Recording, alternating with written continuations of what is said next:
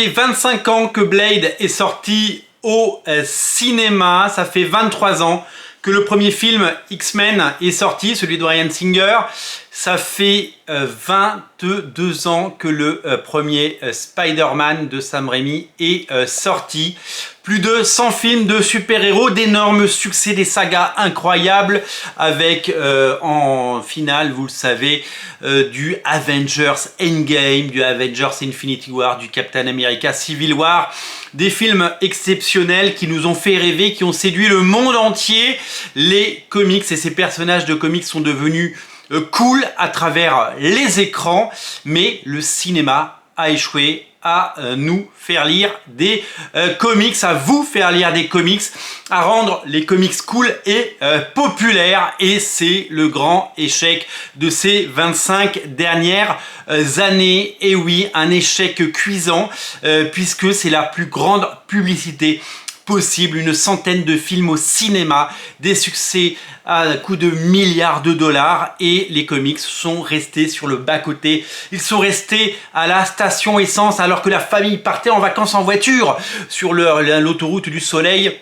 Et oui, les comics ont échoué, le cinéma a échoué à nous faire aimer les comics, à nous faire découvrir les comics, à nous faire lire des comics, puisque que ce soit aux États-Unis ou en France, eh bien les comics restent complètement marginaux, restent un marché, ce qu'on appelle de niche. Aux États-Unis, les chiffres sont alarmants. On n'a plus de chiffres exacts, puisque depuis que Diamond a perdu la moitié du marché et que eh bien les comics sont distribués par une pléiade de distributeurs comme Penguin ou comme Lunar Distribution, eh bien, il est impossible de cumuler des chiffres et il est impossible de savoir ce qu'il se passe véritablement sur le marché des comics. On a des chiffres aujourd'hui, le comics mainstream Marvel, DC, Image Comics et tous les indépendants que vous connaissez, c'est moins de 9% du marché des graphic novels aux États-Unis. Ils ont été grand remplacés par les mangas, vous le savez, qui représentent quasiment 80% du marché. Les comics ont été oubliés et pourtant les héros n'ont jamais été aussi populaires. Et oui, les héros n'ont jamais été aussi populaires dans les comics. Malheureusement, ça a été quelque chose de terrible, parce que au cinéma, on vous le dit, bien ces héros de papier sont des stars. Hein. Tout le monde connaît Iron Man, tout le monde connaît des comics comme les Avengers, comme Spider-Man qui a cartonné plein de fois au cinéma, encore cette année avec le film de Miles Morales. Miles Morales est un héros de cinéma, ce n'est pas un héros de comics. Les héros sont sur tous les mugs, dans toutes les boutiques, dans tous les magasins culturels, dans toutes les boutiques de souvenirs. Ils sont parodiés sur des t-shirts rigolos. Ils sont contrefaits aussi parfois, souvent même. Vous les trouvez absolument partout. Vous allez au fin fond de l'Inde, vous allez au Brésil, vous allez dans n'importe quel pays asiatique, vous allez aux États-Unis, vous allez en Espagne, vous allez au Portugal. Vous avez du super-héros absolument partout, mais vous n'avez pas de comics. C'est évidemment le grand problème, et c'est malheureusement un constat que beaucoup sont en train de faire. J'ai lu dans les pages de l'excellent Comic Box numéro 2 l'interview de Devin Grayson, la scénariste de Black Widow, qui a créé la White Widow, Yelena. Elle dit un truc que j'aime beaucoup. On lui pose la question notamment des droits, puisqu'elle n'a pas touché de droits, ou quasiment pas, sur la création de Yelena, qui va pourtant été utilisée une première fois au cinéma et qui est annoncée sur le film Thunderbolt. Bon, pour le moment la rumeur dit que le film Thunderbolt ne se ferait pas, mais qu'importe, c'est quand même annoncé. Elle dit qu'est-ce qu'elle pense de ce cinéma, qu'est-ce qu'elle pense des adaptations. Alors évidemment, elle ménage la chèvre et le chou, elle dit que tout est formidable, parce que quand on veut blesser personne, on dit que tout le monde est formidable. Marvel Studios est formidable, les créatifs sont géniaux, ils ont réinventé le personnage au cinéma, ils l'ont enrichi, ils lui ont apporté des choses différentes. Elle dit que Florence Pugh est également formidable, mais elle dit nous comprenons qu'en tant qu'auteur de bande dessinée, nous sommes essentiels au département de recherche et de développement pour les studios. Nous sommes essentiellement un département de recherche et développement pour les studios. C'est ce qu'on a déjà dit dans ces vidéos.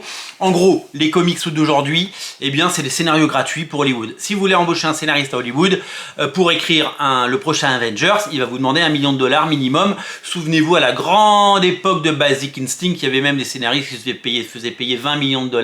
Les très grands scénaristes se font payer très cher et les scénaristes principaux prennent plusieurs millions de dollars sur un film. Si vous prenez Civil War de Mark Millar, eh ben c'est gratuit, ça a déjà été payé il y a 15 ans, il a touché quelques milliers de dollars, il touchera pas un copec de royalties, servez-vous, c'est gratuit, les créations d'Ed Brubaker, le Winter Soldier, tous ces comics scénarisés par Bendis, scénarisés par Millar, scénarisés par Brubaker, par Remender, par Matt Fraction, par Jonathan Hickman, par Brian Kevogan, tout ce qui a été créé chez Marvel depuis 70 ans, eh bien c'est gratuit, c'est du scénario gratuit que vous avez juste à remodeler, ce sont des idées apportées gratuitement.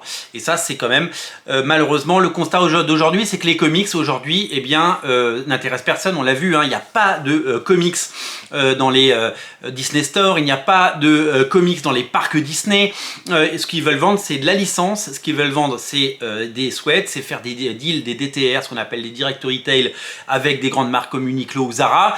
Ils veulent évidemment un maximum de produits partout dans le monde pour évidemment engranger des milliards. Le comics est le parent pauvre.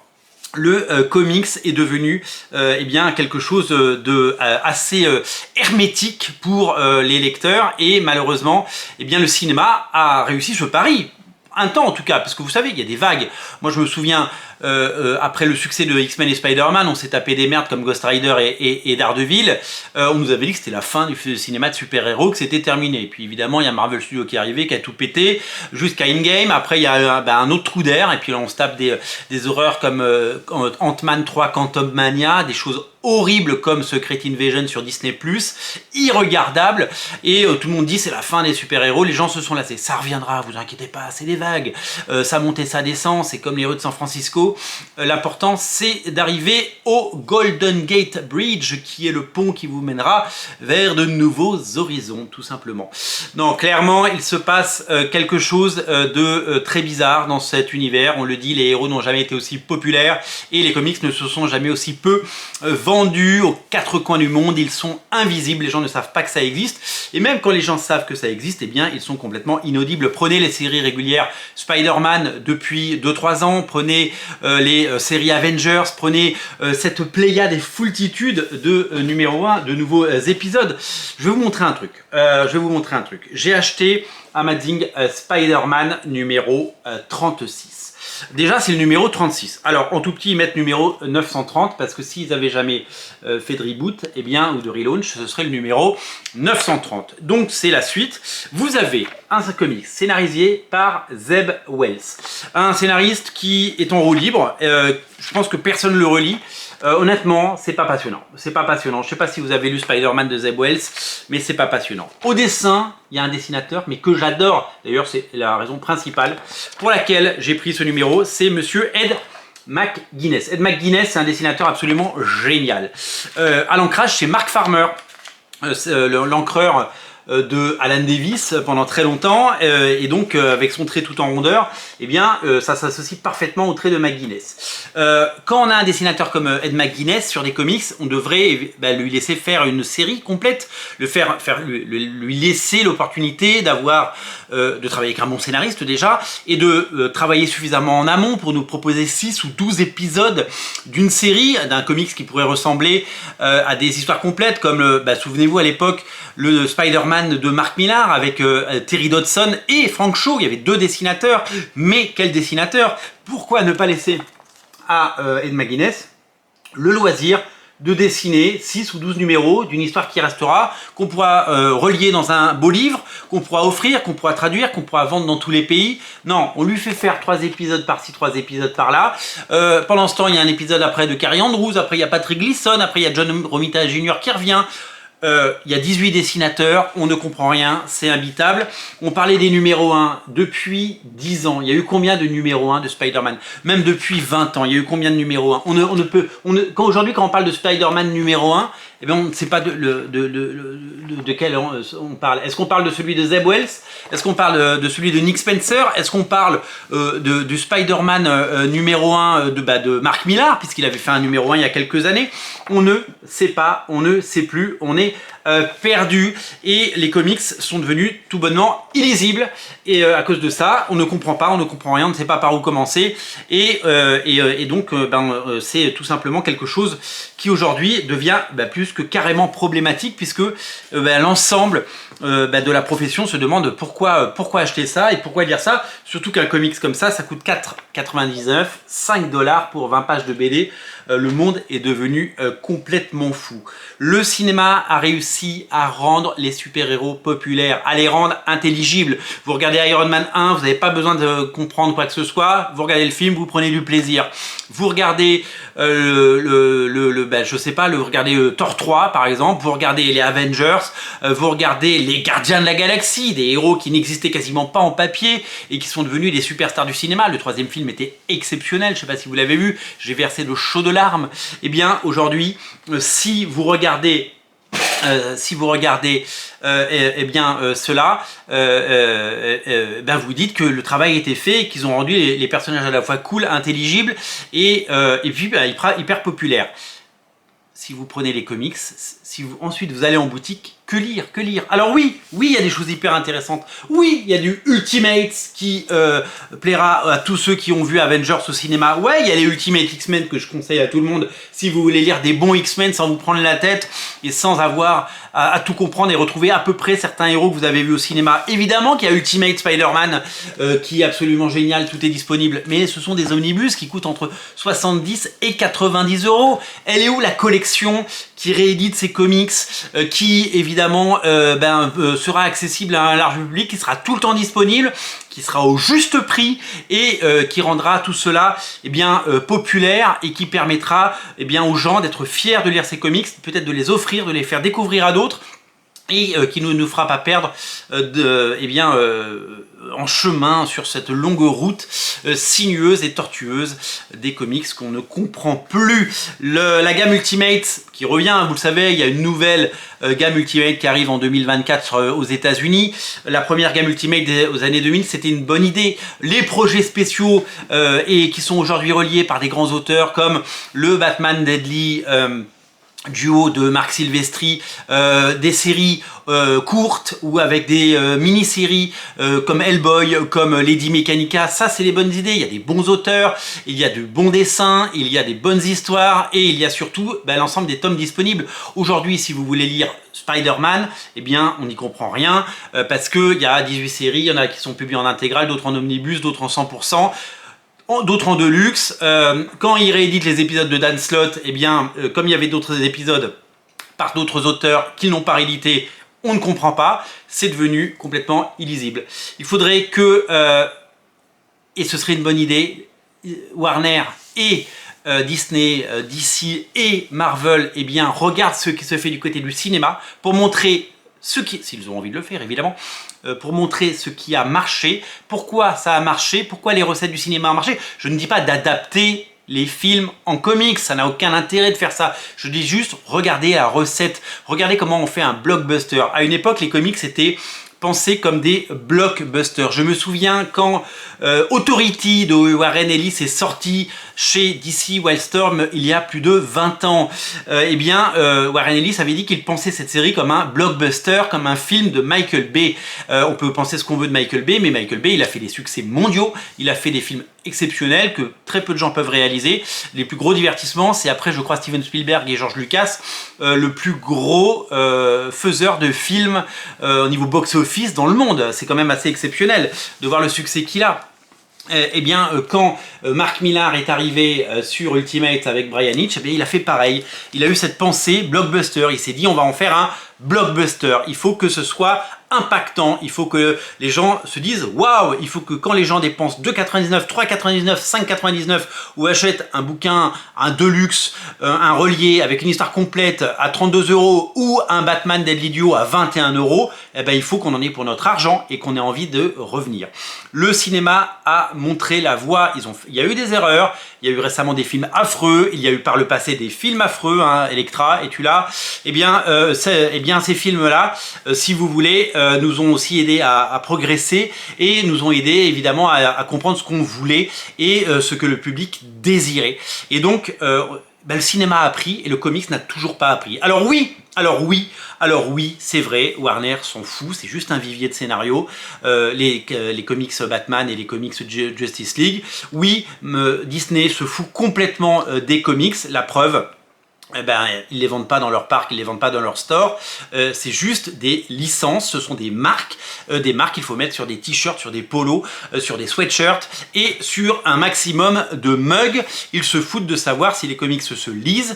Ils ne mettent pas de moyens dedans. Ils ne mettent pas, il n'y a pas de pilote à bord, tout simplement, on le voit bien, depuis quelques années, eh bien la production est folle et les prix sont complètement fous, voilà.